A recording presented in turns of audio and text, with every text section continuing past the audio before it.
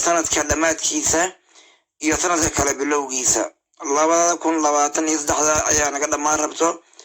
2024 sanada miilaadigana waa dhala doontaa biidnillaahi tacaala wax kale ma ahan waxa muhiim ah inaan isxasuusino sanadkan dhamaadka sanadka iyo bilowga sanadka kale dadku waxay isugu hambaleeyaan sanad cusub good Christmas Merry Christmas iyo wax la mid ah inaan caruurta iyo dadka wax badan ka aqoon diinta inaan barno waxa looga jeedo horta anaga islaam hadii aan nahay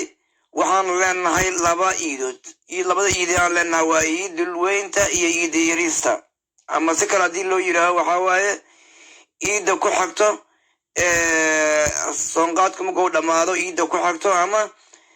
iida kale markuu xajku u dhamaado ku xigto labadaas iid ayaan leenahay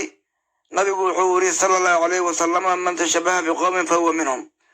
qofki qoom isku shabaho ayaga uu la mid yahay marka hadaan tooda ugu hambaliyayno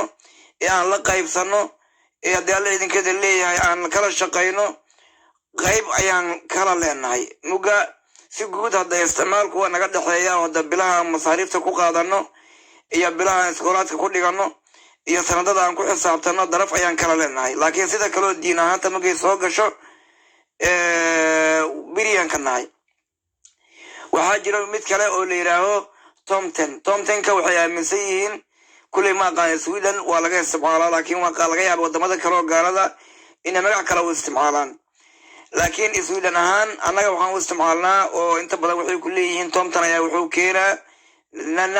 wuxuu keenaa wax raayo waagu mugo bariyo rida mugo la furo waxaad ku arkay alaabta waxay aaminsan yihiin Tomten ka geedka la dhahay inuu keenay Tomten ka wax kala ma ahan waa caqiido faasid hadii la soo koobo ilaahayga iyaga aaminsan yihiin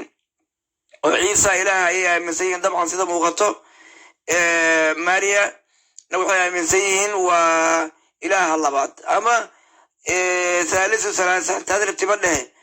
wala kastaba mid ayay u soo qaadatay muga midan maalin taran isla raacnay ayaa waxaan ku yiri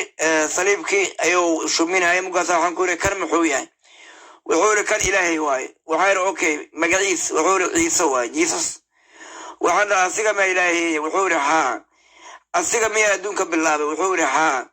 ka wax kala ma jiraan maya waxaan okay inta soo isla fahnay sawirka kale dhinac kale u yaana muxuu yahay wuxuu waa hooyadiis oo waxaan hooyada iyo cunuga waxaan ognahay in hooyadu weyn tahay hooyadii asiga ma ka yartahay wuxuu ma asiga way ka weyn tahay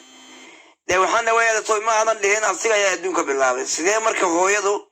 asiga uga weynaatay haddaan anigu hooyaday ka weynaado yada mustaxiil waay hooyo isoo korsatay waa macquul oo macnaha isoo gadatay macquul inaan ka weynaado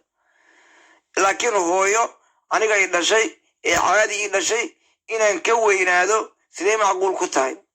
mugaas wuxuu ugu yiri adiga sheekh ma tahay waxaan anigu sheekh ma ihi laakiin caadi ahaan loo jigo waa muuqataabe waa u jeedaabe hooyo aniga ka weynahay hadaan ku yiraaho sidee macquul ku tahay ninka waa meel uu ku digri xataa waa ku degay waa iga tagay muga caqiidada faasidka ee la barayo caruurta ama dadka aan wax badan aqoonin laga dhaadhicinayo aan ka shubno waqtiyadan si fiican aan u foojignaano waxaad ogtihiin waqtiyadan hadda sanadka dhamaadkiisa 24 ilaa sanadka laga gaarayo bisha koobaad adiga inta badan waa inaan dadaalno ayaan ku qasbanahay hadaan dadaalin waana loo dadaalaa muga caruurta aan ka dhaadhicino si guud waxyaalaha loo soo dhigay markay ka soo baxaan iskoolka aan dhana maanta maxaa lagu soo dhigay maxaa lagu sheegay muga wixii faasid ah inaan ka daadino kolaga ay wateen wixii kale fiican aan ugu shubno wixii wanaagsan ee la soo barayna aan u adkeynay dhana waxaan wax fiican waay inta badan gaaladu fasaad kale ma baraan ilma wax fiican way baraan marka wixii raayana inaan u ayidnay dhana waxaan waa raayaan wixii xunna dhahno waxaana waa xuyihiin ka daadi qandiga hadaan ka daadin cunugu uu seexdo waagu bari hadana iskoolka aado inta kala dan lagu soo shubo cunugaas sad uga gaarto waa adagtahay waxaas waxay galeen qalbi baadinka sina loogama soo fufuji karo muga walaalayaal tomtanka ay leeyihiin walxow dadka u keenaa haddaa la idinkeeda leeyahay ee isku hambalyaynta iyo waxyaalaha qaarkood ee aan ka dhaqi karno ilmahan ka dhaqno